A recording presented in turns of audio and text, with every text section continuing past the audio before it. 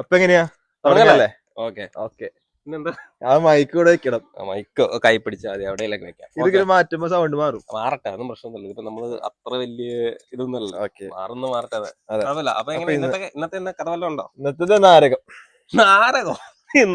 കഥയാണോ നാരകം? അതെ, നിനക്ക് കഥ വല്ലതും ഉണ്ടോന്ന് ചോദിച്ചപ്പോ നാരകോ? നമ്മളെ ഇന്നത്തെ നാരങ്ങ. നാരങ്ങ. ഇവിടെ ഇതിനെ കുറിച്ച് എന്താ കഥയുള്ളത്? ഫംഗസ് പിടിച്ച നാരങ്ങയാണത്. ഓക്കെ, അതിനെ കുറിച്ച് കഥ പറയാനുണ്ടോ? ഇല്ല, പക്ഷെ ഇത് പരിചയപ്പെടുത്താതെ തോന്നിയിരിക്കും. ഈ വീട്ടിൽ ആകെ കൂടി ഒരു ഉപകാരമുള്ള സാധനം ഇത് മാത്രമാണ്. അപ്പൊ നിന്നെ കൊണ്ടൊന്നും ഒരു ഉപകാരമില്ല. അതില്ലല്ലോ, അത് വേറെ ഉപകാരം. ഇത് വേറെ നാരകം മാത്രം ഉപകാരം, ഇത് കഴിക്കാനുള്ള ഉപകാരം. നാരകത്തിന് മാത്രമേ ഉള്ളൂ. അതെ, അങ്ങനെ. അപ്പൊ ഇന്നത്തെ കഥ നമുക്ക് നാരകത്തിനെ ചൊല്ലിട്ടാക്കാം. അതെ, ജീവനുള്ള സസ്യം. പണ്ട് ഇതിനെ കുറിച്ചൊരു കഥ ഉണ്ട്, ഇപ്പോഴാ ഓർമ്മ വന്ന്. അതറിയത്തില്ലേ, നമ്മുടെ മരങ്ങൾക്കും സസ്യങ്ങൾക്കും ഹൃദയം ഉണ്ടെന്ന് പറഞ്ഞൊരു കഥ. അപ്പൊ നാരകത്തിന്റെ ജീവൻ പറഞ്ഞപ്പോൾ എനിക്ക് അതിനെ കുറിച്ച് ഓർമ്മ വന്ന്. കേട്ടിട്ടുണ്ട്, പക്ഷെ എന്നാലും കൊതുടി പറഞ്ഞ അടിപൊളിയായിരിക്കും. പറയണ്ട, അത് ഭയങ്കര സംഭവം.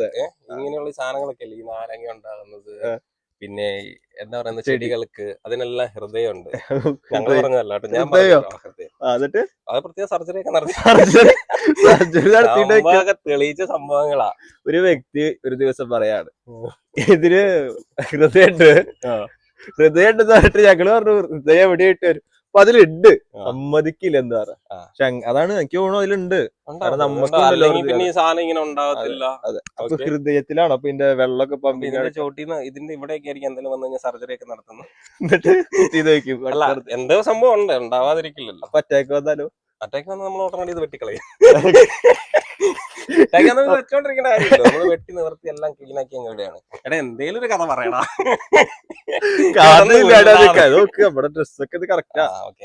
പിന്നെ നമ്മള് ബർത്ത്ഡേ, അതാണ് ബർത്ത്ഡേക്ക് എന്തൊക്കെയാ സാധനം മേടിച്ചു പറഞ്ഞു. ബർത്ത്ഡേക്ക് ഞാൻ ഗിറ്റാർ ഫൈനലി ഞാൻ ഗിറ്റാർ വാങ്ങിയിരിക്കുകയാണ്. അടുത്ത എപ്പിസോഡിൽ ഗിറ്റാറുമായിട്ട്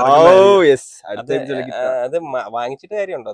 അത് വായിച്ചു അടുത്ത എപ്പിസോഡിൽ അടുത്ത എപ്പിസോഡിലൊക്കെ ആയിട്ട് ഞാൻ ഗിറ്റാർ വായിച്ചിട്ട് ഗിറ്റാറായിട്ട്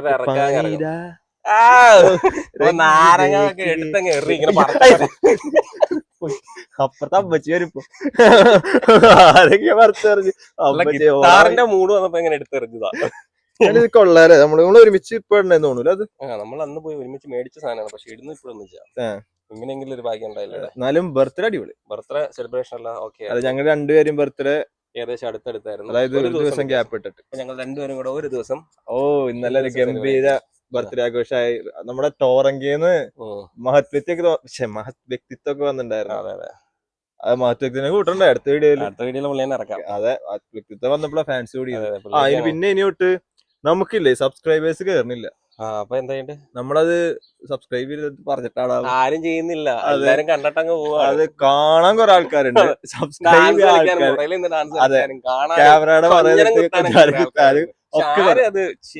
അല്ല വീഡിയോ കണ്ടിട്ട് ഇങ്ങനെ കൊറേ ഇത് പറയും, പക്ഷെ സബ്സ്ക്രൈബ് ചെയ്യില്ല ആരും. നമ്മള് പറയൂല കേട്ടോ, നമ്മൾ ആരും നിർബന്ധിക്കില്ല സബ്സ്ക്രൈബ് ചെയ്യാൻ. നമ്മൾ ആദ്യമേ പറഞ്ഞിട്ടുണ്ട്.